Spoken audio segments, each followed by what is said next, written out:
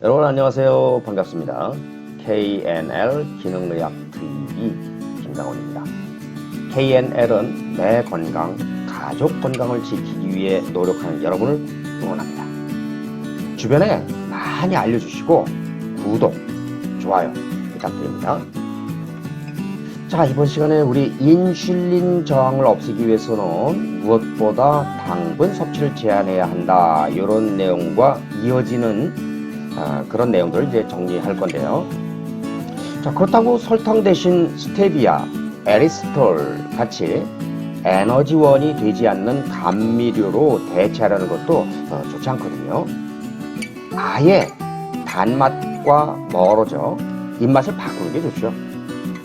단 것을 좋아하는 입맛은 개인 노력에 따라 얼마든지 바뀔 수 있기 때문입니다. 저탄고지 또는 간헐적 단식의 목적은 모두 인슐린 저항을 없애려는 것인데, 여기에 찬물을 끼얹는 식품과 약품, 생활습관 이런 게 있어서 이에 대해서 알아보고자 합니다. 당뇨 환자들이 특히 유의해야 할 것이 혈당을 높일 수 있는 약품들입니다. 다른 질환으로 처방받은 약품이 해당 질환 개선에는 효과가 있더라도 혈당을 높이게 되면 득보다 실이 더 많을 수 있죠. 의사가 진료 과정에서 현재 환자가 앓고 있는 질환과 복용 중인 약품에 대해 종합적으로 살펴봐야 하는 이유이기도 합니다. 또한 환자는 의사에게 전적으로 의지하기보다는 현재 앓고 있는 질환에 대해 주로 처방되는 약의 부작용에 대한 정보를 알아두고 생활 습관도 점검해야 합니다. 그러면 혈당을 높이는 처방약이 어떤 게 있는지 그런 것부터 한번 몇 가지 살펴보기로 하겠습니다. 베타 차단제라고 하는 의약품이 있어요. 고혈압 약의 한 종류인데 심장 질환에 처방하기도 합니다. 최근에 출시된 약은 혈당에 그리 많은 영향을 주지 않지만 테놀민, 아테놀롤, 메토프롤롤 이런 출시된 지 오래된 약은 다른 약으로 대신할 수 있는지, 혹시 이런 처방을 받는다면 주치의와 상담해 보는 게 좋습니다. 자이프렉스라고 하는 게 있죠. 조현병 이외에 우울증이나 기분이 다운되었을 때도 효과가 있는 것으로 알려져 있고, 최근 들어 처방이 늘고 있는 약품 중 하나입니다. 가장 잘 알려진 부작용으로는 체중과 혈당을 증가시키는 것이죠. 우울증을 조금 개선하려고 당뇨를 얻는다면 바람직하지 않죠. 자, 그 다음 스타틴이 있습니다.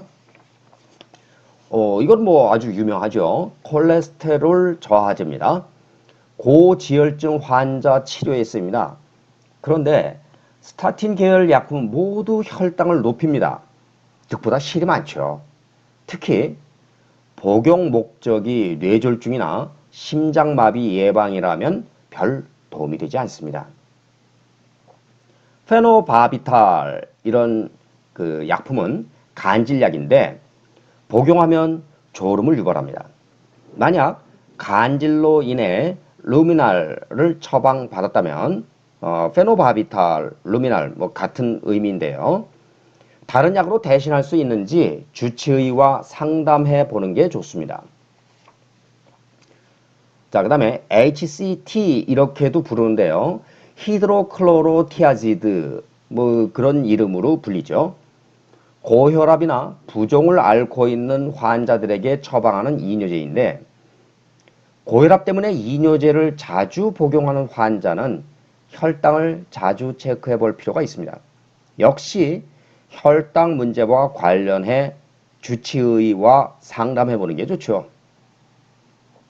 자, 그 다음에 비강출혈 완화제가 있는데요. 이런 뭐 예를 들면 슈다패드, 뮤시넥스 이런 상품명으로 시판됩니다. 목감기, 코막힘 등의 증상 완화를 위해 사용하는데, 당뇨 환자들이 복용하면 위험한 수준까지 혈당이 오를 수 있죠. 당뇨가 있는 환자가 2, 3일 정도 복용하는 것은 문제될 게 없지만 당뇨 전 단계나 당뇨 환자라면 혈당을 자주 체크해 볼 필요가 있죠. 스테로이드. 스테로이드는 뭐 역시 꼭 필요한 경우만 처방하는 약품인데, 뭐 예컨대 메들론, 프레드니손 이런 거 얘기하는 거죠. 단기간 복용 시 혈당을 약간 올리더라도 장기간 복용 시에는 혈당을 많이 올릴 수 있습니다. 자, 따라서 반드시 주치의와 상의해 봐야 합니다. 에스트로겐은 알약 형태로 이렇게 처방하는 가능성이 높은데, 알약 형태의 에스트로겐은 모두 유사 호르몬입니다. 유사 에스트로겐은 여지없이 혈당을 높입니다. 갱년기 증상 완화를 위해 호르몬 치료를 받게 되면 2형 당뇨 가능성이 높아집니다. 당뇨는 한 번 진행되면 치료가 쉽지 않아서 사전 예방이 아주 중요한데, 에스트로겐 경구 알약으로 치료받는 사람은 혈당을 주기적으로 체크해야 합니다. 이제 우리가 정상적인 식생활을 하고 있다. 이런 상황에서도 인슐린 저항을 높일 수 있는 요인은 뭐가 있을까? 이런 내용을 좀 정리해 보기로 하겠습니다. 과일, 채소 이런 것들인데요. 과일에 당이 많다는 것은 일반적으로 널리 알려진 사실이죠. 과일이 해롭다는 뜻이 아니라 당도가 높은 과일일수록 인슐린 저항을 악화시킬 수가 있다는 거예요. 과일은 반드시 씹어 먹어서 식이섬유와 함께 섭취해야 당의 흡수 속도를 늦춥니다. 절대 갈아서 마시면 안 됩니다. 주스로 섭취하면 당 지수가 너무 높아져서 인슐린 분비를 급격히 높입니다. 채소는 당 지수가 낮아서 생으로 먹거나 갈아 마셔도 큰 문제가 되지 않죠. 식이섬유에는 불용성, 수용성 이런 종류가 있습니다. 자, 그런데 채소를 살짝 데치는 정도를 넘어서 푹 삶아 먹으면 수용성 식이섬유가 전분으로 바뀌어 인슐린 분비가 급격히 증가하므로 채소는 생으로 먹든가 살짝 익히거나 데쳐서 오래 씹어 먹는 형태로 섭취하는 게 좋습니다. 자, 그 다음에 단백질인데요. 단백질 그러면 뭐 우리 딱 떠오르는 게 고기 아닙니까?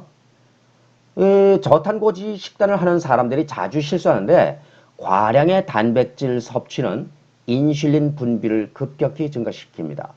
고기를 너무 많이 섭취해서 케토시스가 유지되지 않는 경우를 흔히 보게 되는데, 단백질이 분해되어 생기는 아미노산 중 일부가 포도당으로 전환되고, 이 과정을 포도당 신생합성 이렇게 부릅니다. 이 때문에 저탄고지 과정에 과량의 단백질 섭취는 바람직하지 않습니다. 이제 용어가 뇌상 인슐린 분비, 그래서 CPIR 이렇게 줄여서 말하는 게 있는데요. 흡수 전에 인슐린 분비가 어떻게 되는지, 그래서 이것을 흡수 전 인슐린 분비라고도 합니다. 뇌가 착각을 일으키는 경우죠.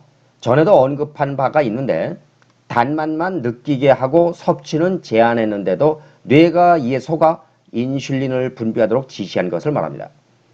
제로 칼로리, 라이트 콜라 이런 음료수를 먹으면 살찌는 이유도 이 때문이죠. 입맛은 사람이 아니기 때문에 얼마든지 바뀔 수 있습니다. 자, 그 다음에 스트레스입니다. 좋은 스트레스와 나쁜 스트레스가 있는데, 일시적 긴장이나 운동 이런 건 좋은 스트레스에 해당하고요. 가정 불화나 직장에서 뭐 여러 가지 꼬인 문제 때문에 골치 아프다 뭐 이런 것들은 나쁜 스트레스에 해당하죠. 나쁜 스트레스는 인슐린 분비를 증가시키는데, 이를 해소하는 가장 좋은 방법은 좋은 스트레스를 주는 것으로 바로 운동이죠. 운동은 인슐린 저항을 낮추기 위한 최고의 방법 중 하나다. 꼭 기억하세요. 이제까지 인슐린 저항을 높이는 처방약, 식품 이런 것을 알아봤어요. 자, 질병으로 병원에 가게 돼서 처방을 받게 되면 꼭 미리 확인해 주세요.